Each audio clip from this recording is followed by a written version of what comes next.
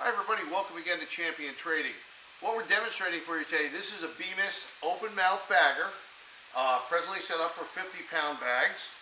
It has all stainless steel food grade contacts. It uses a large main vibrator to feed the product forward as it's in the weighing cycle.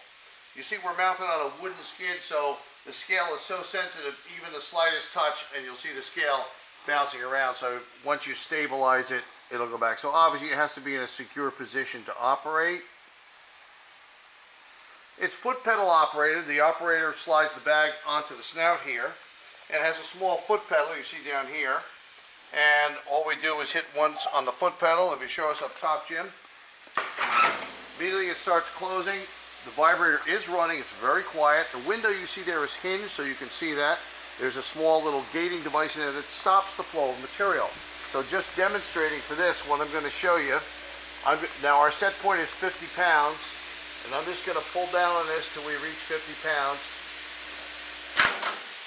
So there's a short delay in. The clamps will release. You'll see it has a proximity sensor on both sides. Unless the unit is closed, it will not operate. We had to do some lubrication and stuff, clean a couple things up to get everything working properly. It was very easy to do. It's a very simple, easy to use bagger. Let me show you the scale. We think right now, of course the scale will have to be calibrated.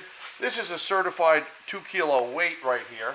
We just park this up on the deck, and there you go, you should get 4.4 pounds.